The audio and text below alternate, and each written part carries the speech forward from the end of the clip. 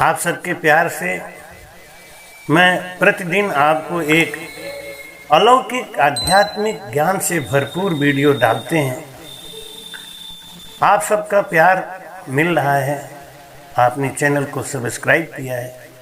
मैंने देखा कुछ लोग चैनल को बहुत ही प्रेम से सुनते हैं, उनको चैनल का हर कार्यक्रम बहुत अच्छा लगता है। केवल राम ज्ञान काशी का हर वीडियो उनको बहुत पसंद आता है। अच्छे कमेंट्स भी आप डालते हैं, लेकिन चैनल को सब्सक्राइब नहीं करते। जो लाल रंग से सब्सक्राइब लिखा है उसको आप टच करेंगे तो ब्लैक रंग का हो जाएगा, और वो ब्लू रंग का जो सब्सक्राइब है यही आपके स्क्रीन पे दिखना चाहिए। जब रेड सब्सक्राइब है इसका मतलब है कि आपको ज्ञान तो पसंद है, लेकिन ज्ञान के संग जुड़ना पसंद नहीं है। तो अगर आप ज्ञान के संग जुड़ेंगे तभी वो आपको फर्क पड़ेगा, उसका असर दिखेगा। जब परिवार के संग जुड़ते हैं तो परिवार का दुख और दर्द हमको महसूस होता है।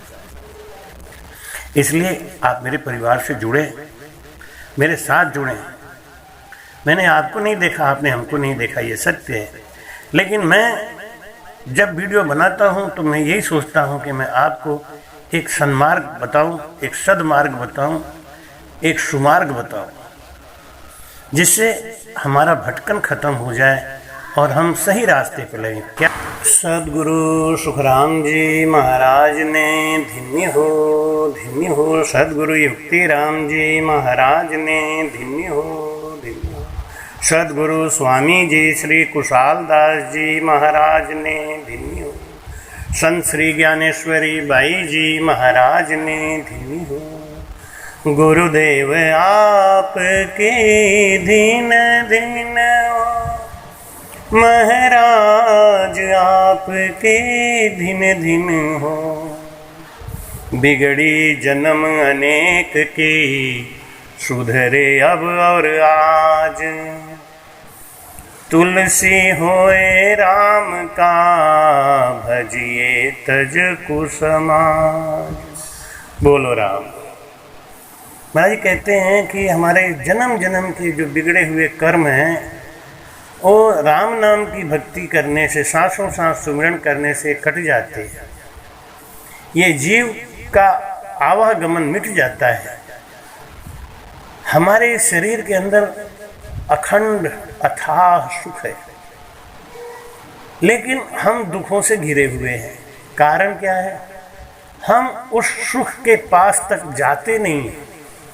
नारियल के अंदर मिठास है, मीठा पानी है, लेकिन ऊपर कड़ा जटा है, कड़ा आवरण है, और वो कड़ा आवरण और जटा हमको उस मिठास तक पहुंचने नहीं देता है।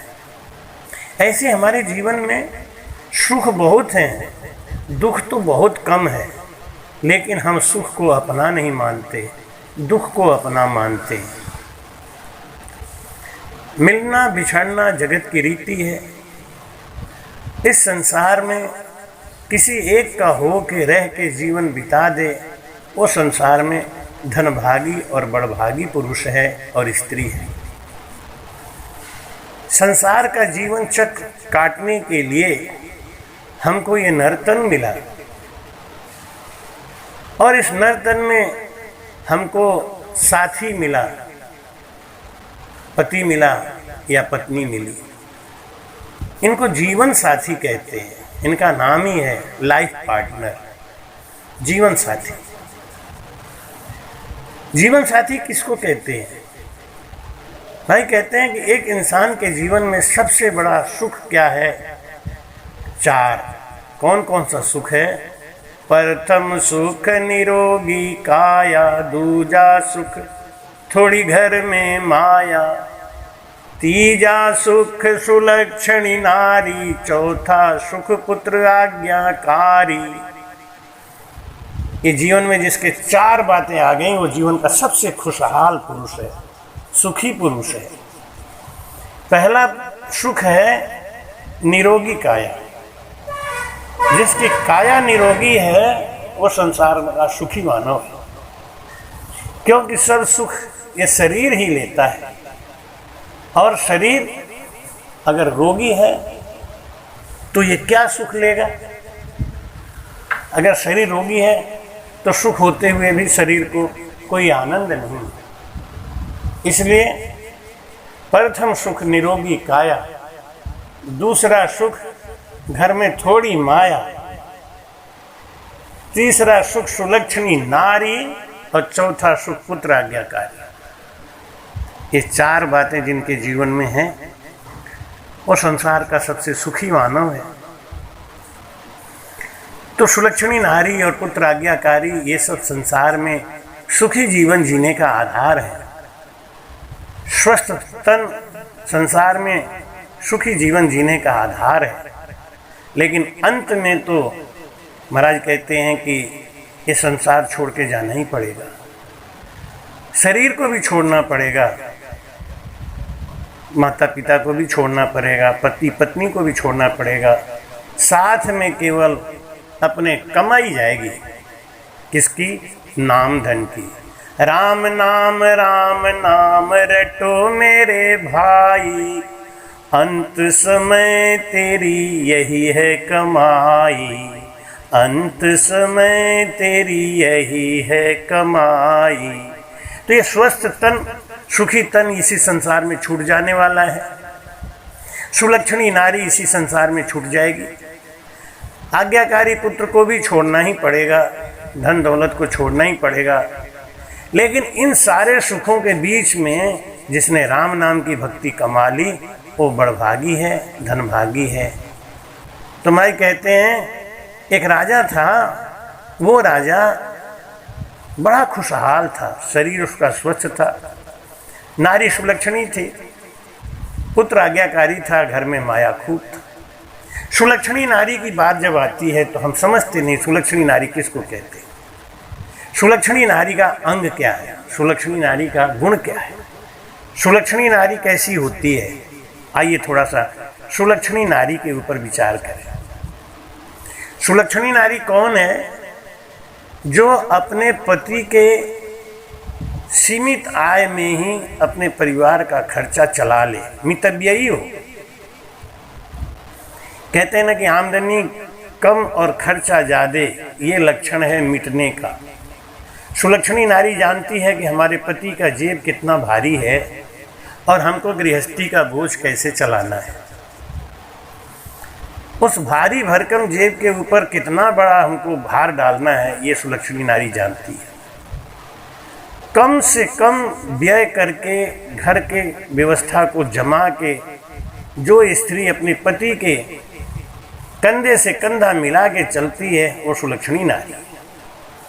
जिसको हर समय अपने पति की मान और मर्यादा की चिंता होती है वो सुलक्षणी नारी। जो अपने बर्बाद होके अपने मिट के भी जो अपने पति की रक्षा करती है, उनकी लाज रखती है, वो सुलक्षणी नारी। और घर का जो खर्च है उसमें अपने बच्चों को ऐसे ढंग से समझा के संतुष्ट करके रखती है कि उनके बच्चे दूसरों की चीज़ देख के कोई लालच नहीं करते, ये सुलक्षणी नारी है। जिस स्त्री का बच्चा दूसरे की चीज़ों को देख देख के मचलता है वो नारी सुलक्षणी नहीं कही जा सकती, क्योंकि उन्होंने अपने बच्चे को ऐसी शिक्षा नहीं दी।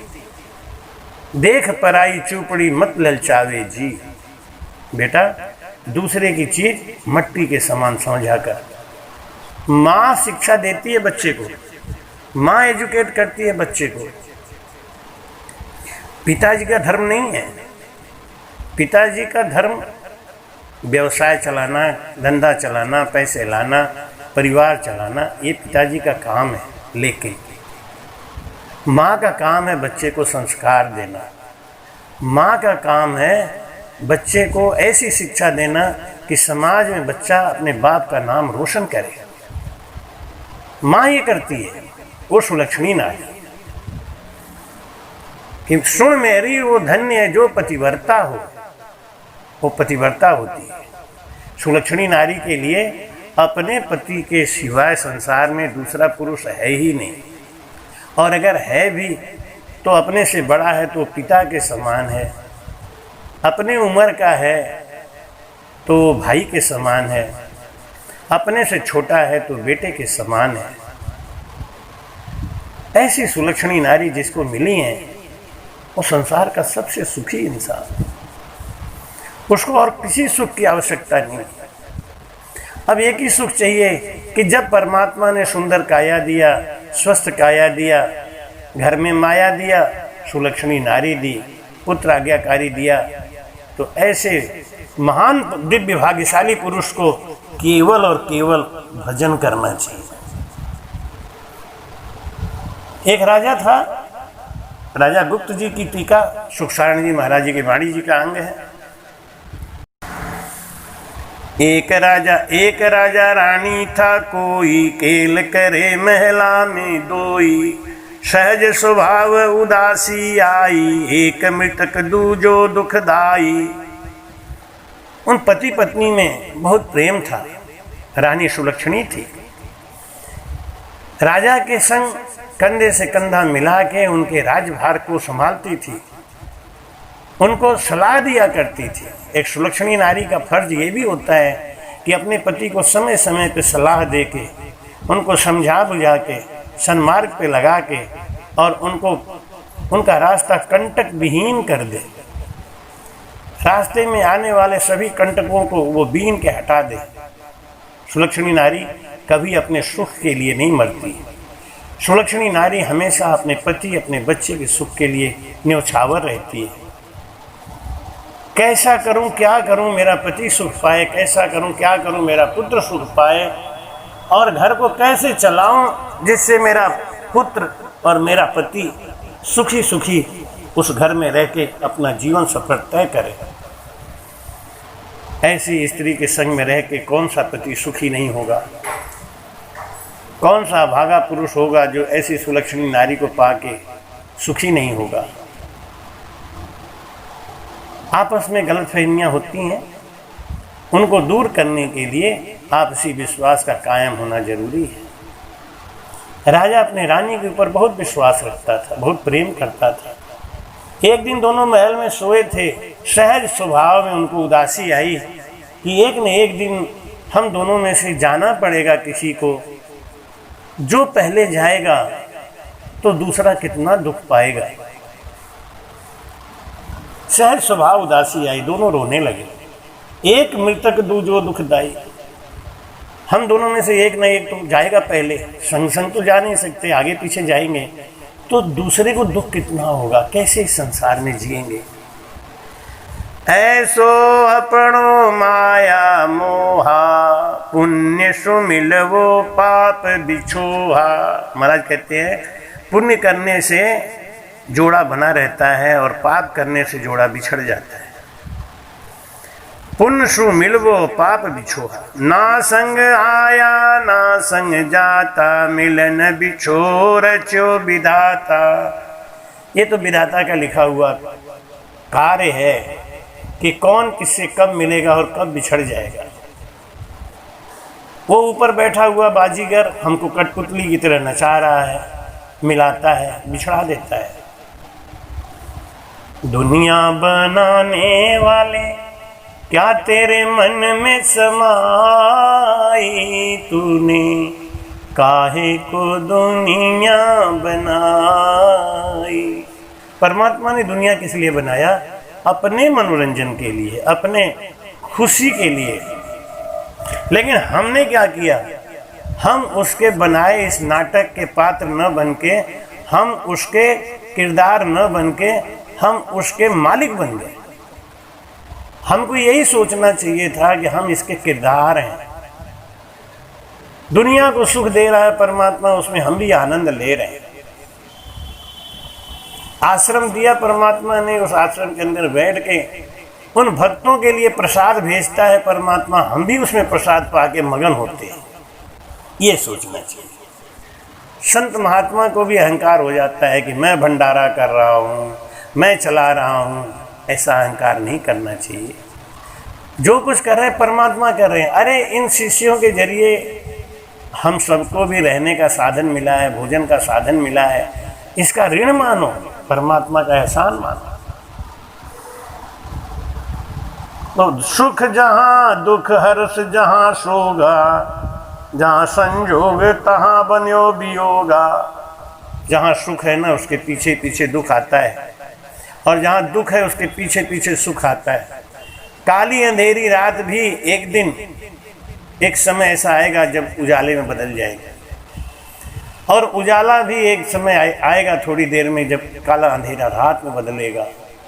इसलिए सुख के पीछे पीछे दुख आता ही है, दुख के पीछे पीछे सुख आता है। यही संयोग और वियोग का मामला है तुम्हारी। जहाँ जहाँ मरता मरणो लारे, जहाँ जन्म हुआ है ना, जो इस मृत्यु लोक में आया है, इस मृत्यु लोक का नाम क्या है? मरने का लोक है ये। जैसे जुआरी होता है ना, जुआ हार के भी जीत के भी हार गया, हार के तो हारा ही है।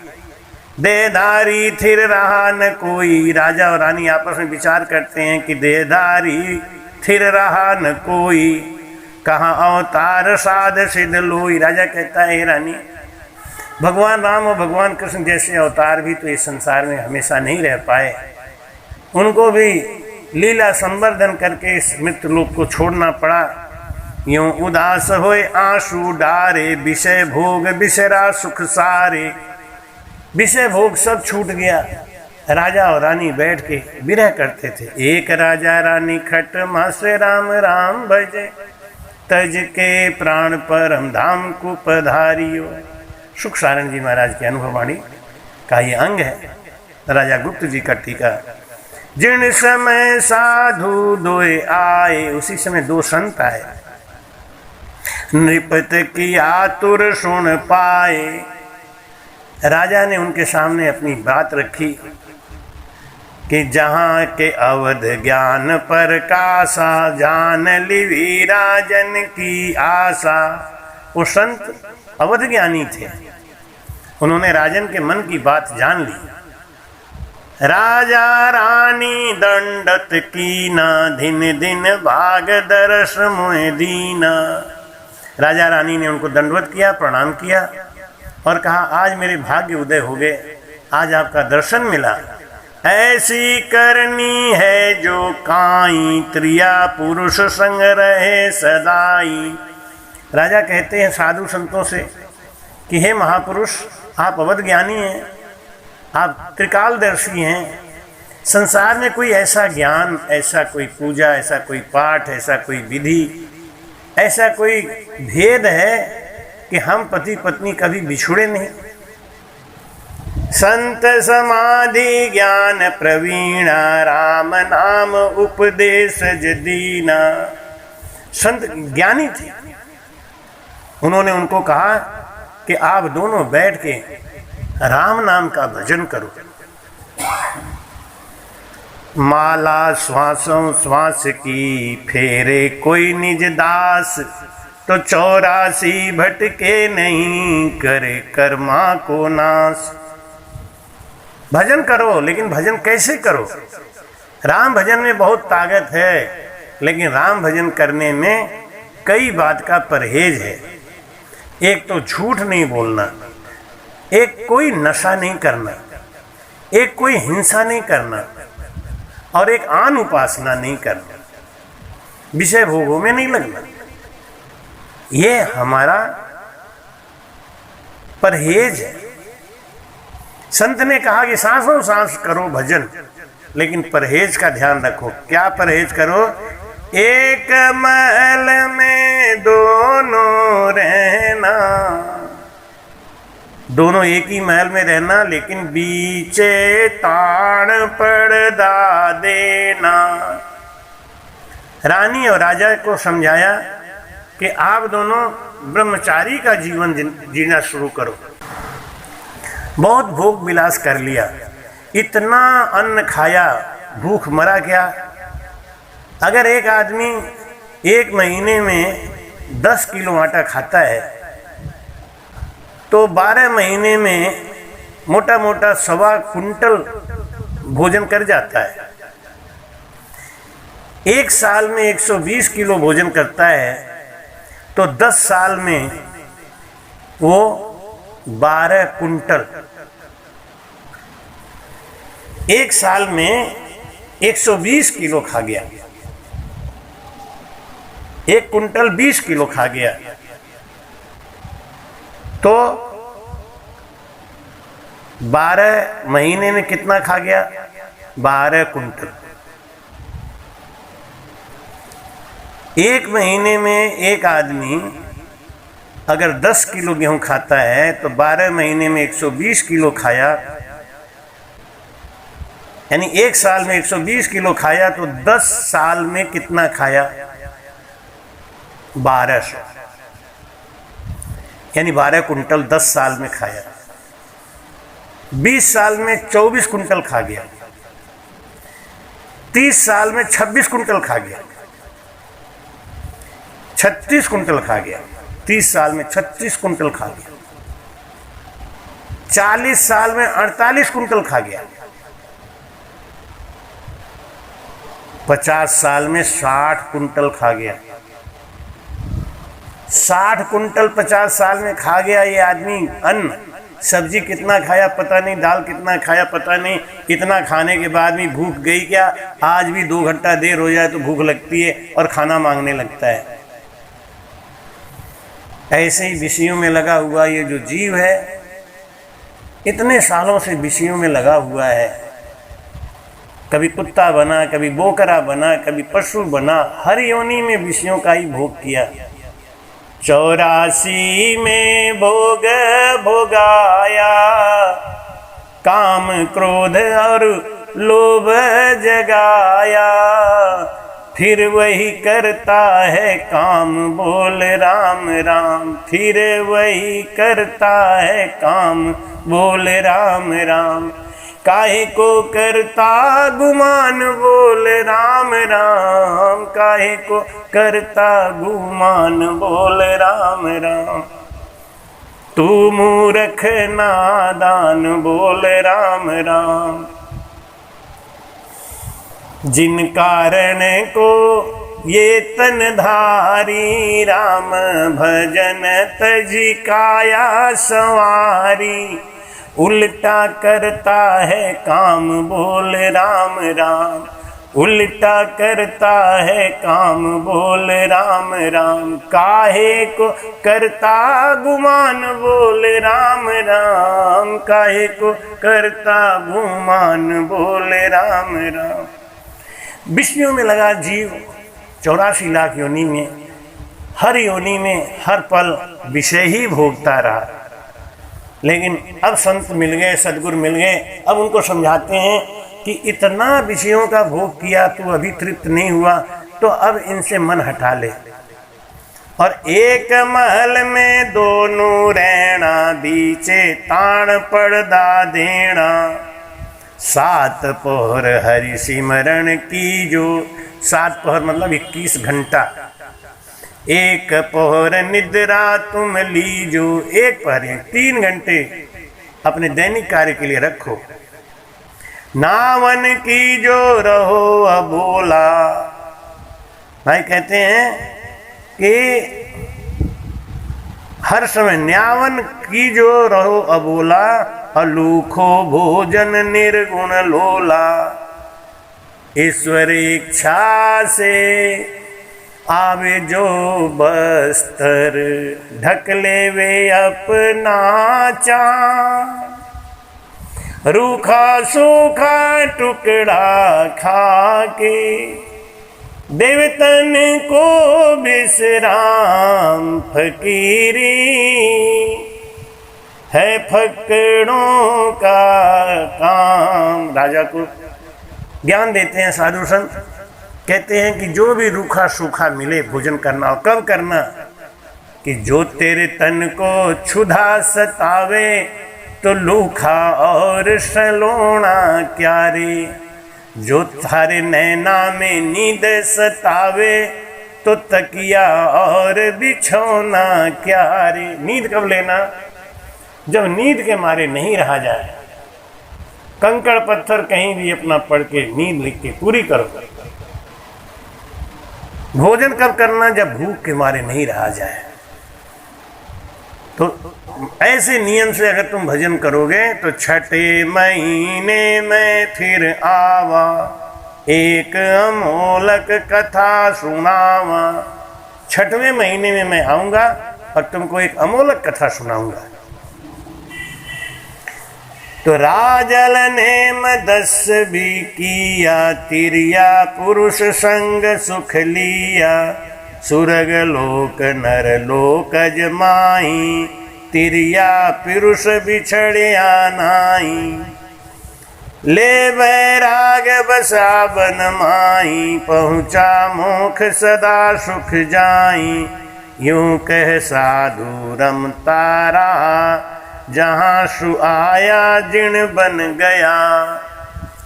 संतों ने कहा कि राजन, नर नारी जोड़े से अगर भजन करता है तो स्वर्ग लोक मृत्यु लोक कहीं भी उसका साथ बिछुड़ता नहीं। नार पुरुष माई कहते हैं ना, नार पुरुष से जोड़े दोनों, हर की भगत संभावे बे। तो सुने तीरता बारन लागी, जाऊं रे ऐसी आई रे लो। संतों ने समझाया कि हे राजन, राम भजन में बहुत ही पराक्रम है, लेकिन इसमें परहेज है। लोग अक्सर ताना मारते हैं परमात्मा को भी, साधु संतों को भी, कि इतने सालों से हम भजन कर रहे हैं, हमारा दुख क्यों नहीं जा रहा है कोई अवगुण दास में, नहीं राम को दोष। साधु चाले पैंड 10 तो हरिया में 100 कोस। कोई न कोई अवगुण अपने अंदर है, जिसकी वजह से ये पराक्रम नहीं दिखा पा रहा है। राम नाम बहुत पराक्रमी है, लेकिन पराक्रम दिखा क्यों नहीं पा रहा है? क्योंकि अवगुण है। दवा बहुत पराक्रमी है, लेकिन परहेज नहीं है। संत ने बताया, गुरुजी ने बताया कि किस तरीके से रहो, किस तरीके से काम करो, लेकिन परहेज नहीं। महाराज ने कहा परहेज कहते हैं कि 100 दवा ने 1 हवा, और 100 दवाई और 1 परहेज की उपाय। 100 दवाई एक तरफ, परहेज की उपाय एक तरफ। दवा बिल्कुल मत करो आप, लेकिन परहेज करो। हम अपने ये जीभ के स्वाद के चक्कर में क्या सोचते हैं, डायबिटीज है तो कोई बात नहीं, रसगुल्ला खा लेंगे, बाद में 2 गोली और खा लेंगे। धीरे धीरे जब डायबिटीज बिगड़ जाता है, तब कहते हैं गुरु महाराज मेरे स्वास्थ्य की रक्षा करो। राजा ने रानी को समझाया कि 21 घंटा भजन करना, 3 घंटा दैनिक क्रिया में रहना, ब्रह्मचारीपन से रहना, पास पास होते हुए भी एक दूसरे से अलग होके रहना। तो रानी के मन में तो विश्वास आ गया। रानी मन प्रतीत बधाई, रानी के मन में प्रतीति आ गई, और सांसों श्वासा धून लगाई। रानी तो 21 घंटा बैठ के भजन करे, राम नाम देणो सो दे गया, और साजन निमित्त भुलाई कह गया। रानी तो धारोधार भजन करे और सब कर्मकांड को छोड़ दिया, साधन निमित्त भुलाई कह गया, सबको भुला दिया। रानी केवल भजन में लगी रही। ऐसो ज्ञान विचारियो जथा, कोई शास्त्र आई कथा। ये अमोलक कथा रानी के घट में उतर गया। कंठ स्थान, हृदय स्थान, मध्य स्थान, नाभि स्थान, ब्रह्म स्थान, गणेश स्थान, बंकनाल, मेरुदंड, त्रिगुटी, शिव ब्रह्म, चिदानंद ब्रह्म और पार ब्रह्म। खट खट खट खट रानी भजन करती हुई आगे निकलने लगी।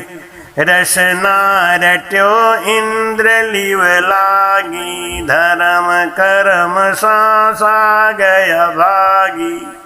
जैसे जैसे रानी का भजन आगे बढ़ता गया, उनकी प्रतीति बढ़ती गई, उनका विश्वास बढ़ता गया, और वो भरम से निकलती चली गई। सुखमण गंगा अमीरस झूली, काया कमल कल्या सब फूली। हम लोगों के दिमाग में भरम रहता है, और हमको साधु संत लोग बहका भी देते हैं कि मेरे पास आओ तो मैं तुम्हारा भजन चढ़ा दूंगा। नहीं, भजन तुम्हारा चढ़ेगा ही नहीं। रानी को केवल संत ने ज्ञान उपदेश करके कह दिया था कि इस तरीके से परहेज करके भजन करो, तो रानी का भजन त्रिकुटी के ऊपर पहुंच गया। वहाँ कब उनके साथ बैठ के संतों ने भजन कराया, कब संतों ने कहा कि आप मुझे अपने पास रखो या आप मेरे पास रहो। प्रेम एक बड़ी चीज है, वो प्रेम से गढ़ पे चढ़ गया भजन। सुखमण गंगा अमीरस झूली, काया कंवल कल्या सब फूली। कथा, काया का था लगा लिया, शुद्ध कथा तो यही है। रग रग रो रौनक चख जागी, नाभ नाम बिच झिलमिल जागी, नाभ नाश बिच झिलमिल जागी। रानी के तो जब भजन करने बैठे तो सिहरन आवे, जुड़ी जैसे बुखार जैसे शरीर कांपे और रोम रोम में झन झन झन झन झन झन झन झन झन झन झन झन राम राम हो शब्द उजाला त्यों भवन ट्रूजे। महाराज कहते हैं खंड पिंड और ब्रह्मांड में उनका भजन फैल गया, पूरे शरीर में दिव्य ज्योति फैल गई। सतगुरु साध अमर पद पूजे, इन रचना में रानी रम रही। रानी तो ये आनंद लेवे,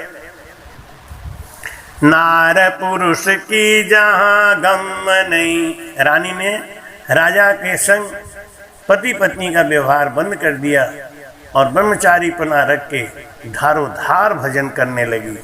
साहिब संत विराजे सारा, माया मोहन काल पसारा।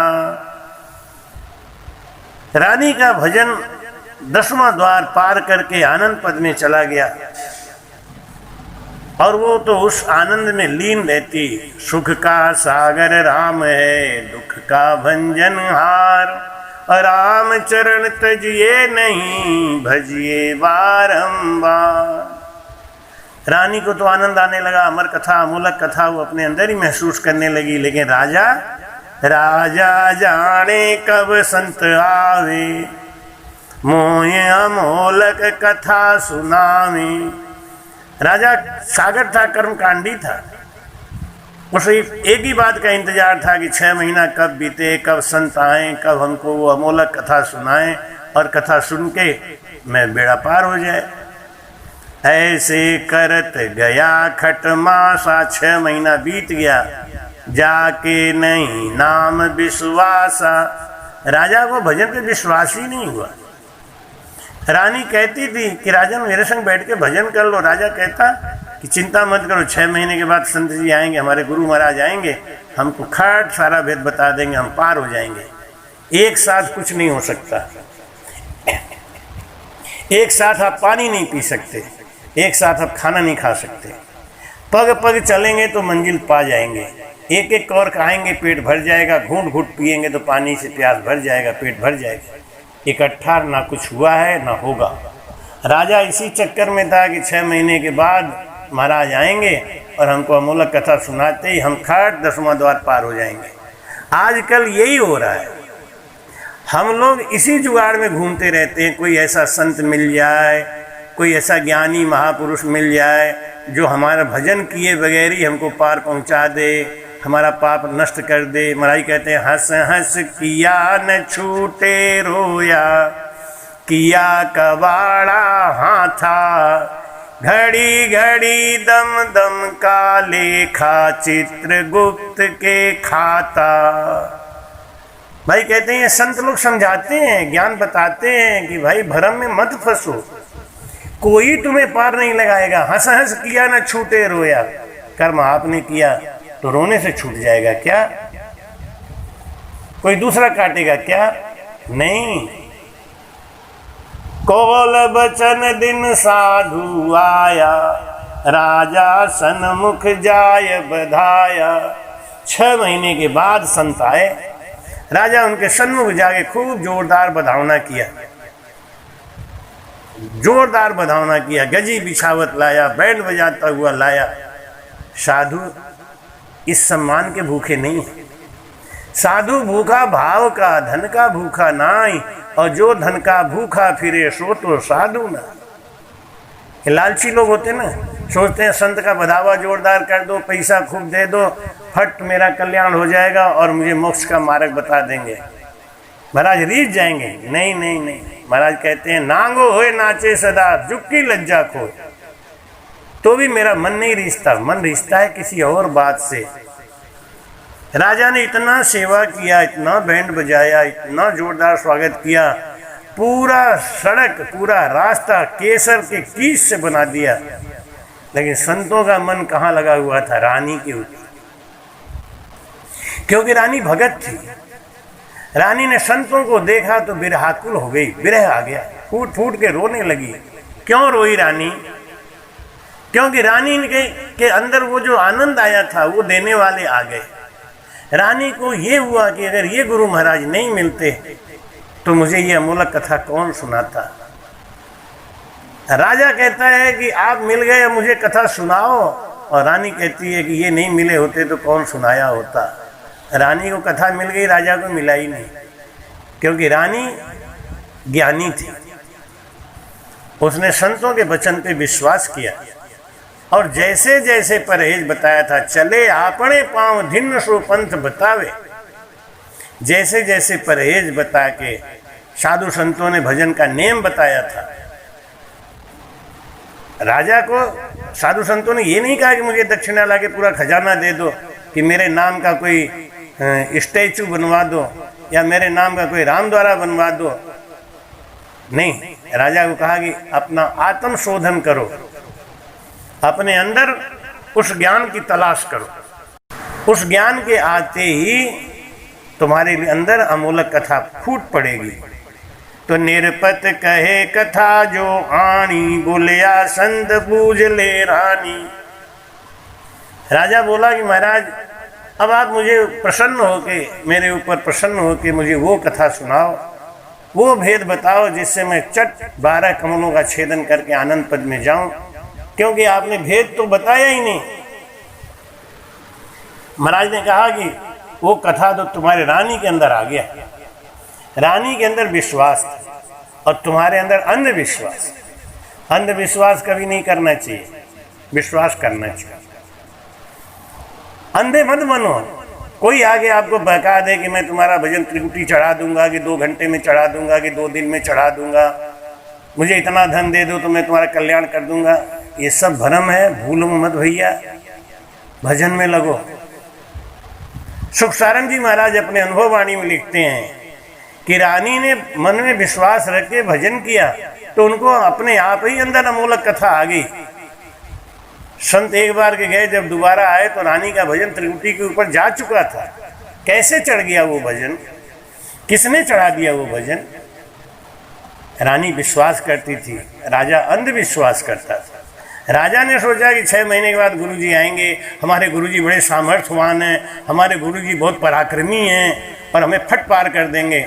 ऐसे ही शिष्य डूब जाते। गुरु लोभी सिख लालची, दोनों खेले दाव, भव सागर में डूबते बैठ पत्थर की नाव। गुरु लोभी है, शिष्य लालची है, दोनों दाव खेल रहे हैं। चेला गुरु से दाव खेल रहा है, गुरु चेले से दाव खेल रहा है। गुरु चेला सिख शाखा बढ़ाने में लगा हुआ है, धन बढ़ाने में लगा हुआ है, और चेला गुरु के साथ लग के अपना जुगाड़ बनाए हुए है, उसकी भी महिमा हो रही है। ये दोनों भवसागर में डूबने वाले। महाराज जी कहते हैं, वे कथा भेद रानी पे आया। संत लोग कहते हैं वो कथा तो रानी के पास अपने आप ही आ गया, लेकिन तू राजा समझ नहीं पाया। सो तू समझ सक्यो नहीं राया, यूं का अंतर ध्यान हो गया, राजा रानी झाकत रह गया। राजन, तुम वो भेद नहीं समझ पाए, तुमने अर्थ नहीं समझा। साधु संत इशारे में बात करते हैं। जैसे तुलसीदास जी लिखते हैं कि कहाँ लग कहूँ मैं नाम बढ़ाई, और राम न सके नाम गुण गाई। क्या बात जोरदार इशारे में कह दी तुलसीदास जी ने कि जिस नाम की महिमा दशरथ पुत्र राम भी नहीं समझ सके, उसकी बड़ाई मैं क्या कहूँ। जिनके वशिष्ठ जैसे गुरु होते हुए भी वो उस नाम की महिमा नहीं समझ पाए। राजा ने कहा, तेरे पास कथा जो आई, अगर तेरे पास कथा आ गई थी तो सोमू कुमोकू तू क्यों न सुनाई। अरे तेरे को कब कथा आ गई तेरे पास, और आई तो तूने मुझको क्यों नहीं सुनाई। तो रानी बोली अही कथा अमोलक होई, राम नाम बिन काजन होई। रानी कहती है यही अमोलक कथा है कि राम नाम का सुमिरन करो बस। राम नाम का धन तो कमाले, संग चलेगा सोई रे। राम नाम देनो सो देखो। वो तो हमारे गुरु महाराज ने सर पे हाथ रख के, जा दिन सतगुरु भेटिया ता दिन जन्म सनाथ, श्रवणा शब्द सुनाई के मस्तक दीना हाथ। एक दिन पति का पत्नी से मिलना जरूरी होता है तो उसको गर्भ रुक जाता है, फिर पत्नी पति से दूर हो जाए या पति दूर हो जाए तो भी गर्भ में बच्चा पलता है।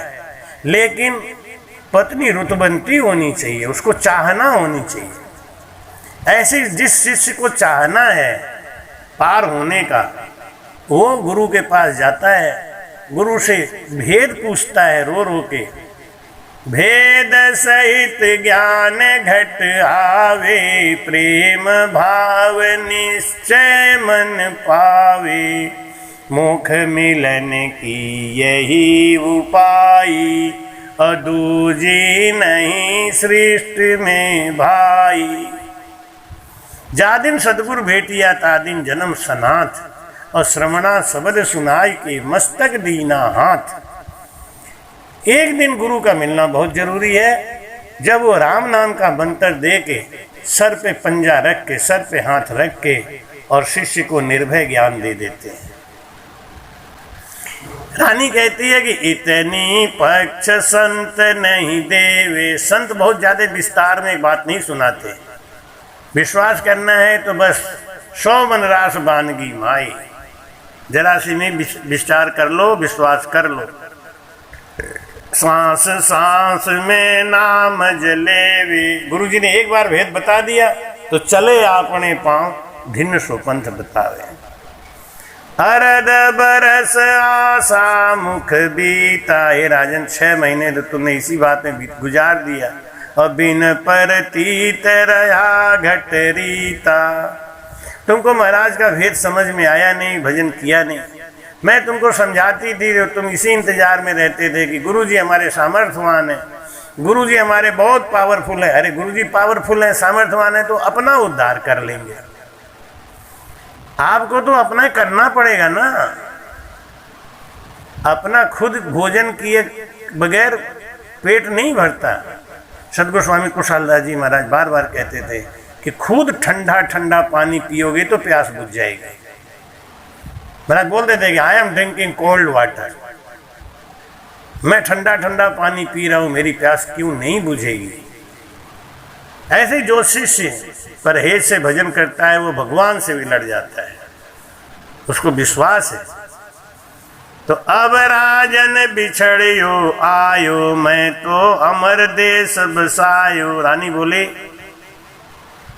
कि मैं तो निज नाम आने पर ही जीवन बंधन मुक्त होकर मोक्ष पद को जा रही हूं, लेकिन आप भजन नहीं किए ना, इसलिए आपको 84 में जाना पड़ेगा। असंख्य जुगा बिच मिलवो नाही। असंख्य युगों तक हमारा आपका मिलना नहीं हो पाएगा। असंख्य जुगा बिच मिलवो नाही, थे राजा 84 माई। हे राजन तुमने भजन नहीं किया, इसलिए तुमको 84 में जाना पड़ेगा। जब राजा के आतुर लागी, अब राजा को उत्कंठा आई पर तीतरट्यो बड़ भागी।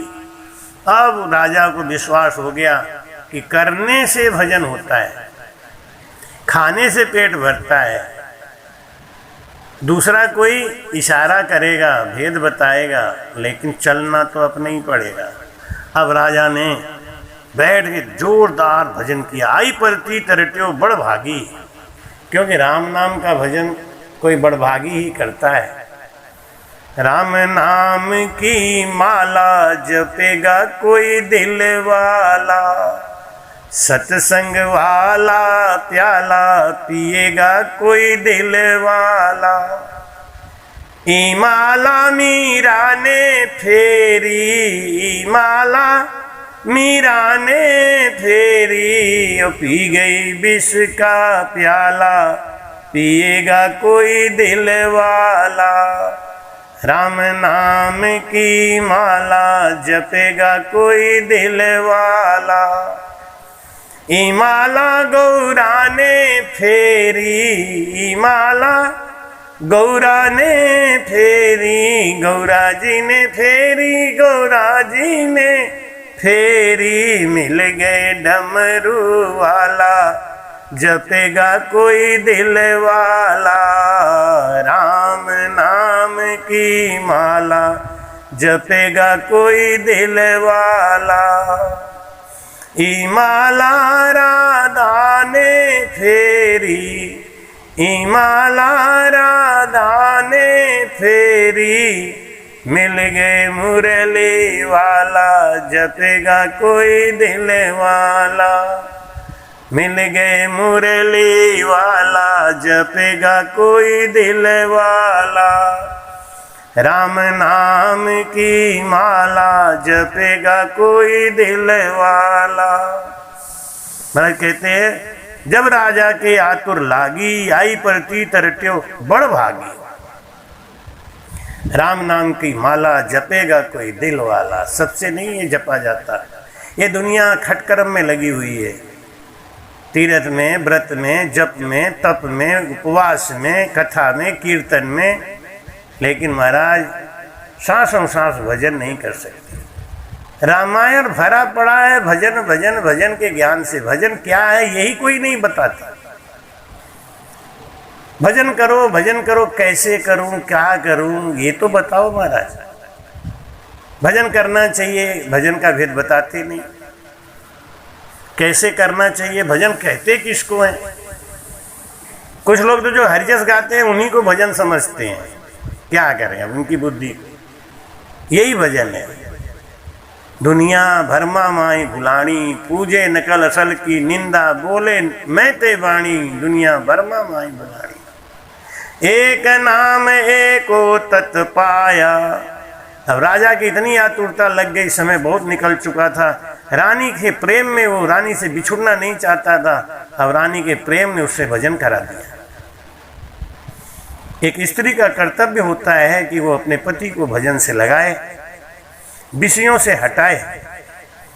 जो स्त्री अपने पति को विषयों में लिप्त रख के उसकी 84 खोल देती है, वो स्त्री सुलक्षणी कैसे हो सकती है? स्त्री का, पुत्र का, बेटे का, पति का, सबका एक ही धर्म है कि जो उनके सहारे हैं उनको भजन से लगा दे। गुरु का कर्तव्य है शिष्य को भजन से लगा दे, बाप का कर्तव्य है बेटे को भजन से लगा दे, पति का कर्तव्य है पत्नी को भजन से लगा दे, और पत्नी का कर्तव्य है अपने पति को भजन से लगा के एक दूसरे का कल्याण करते।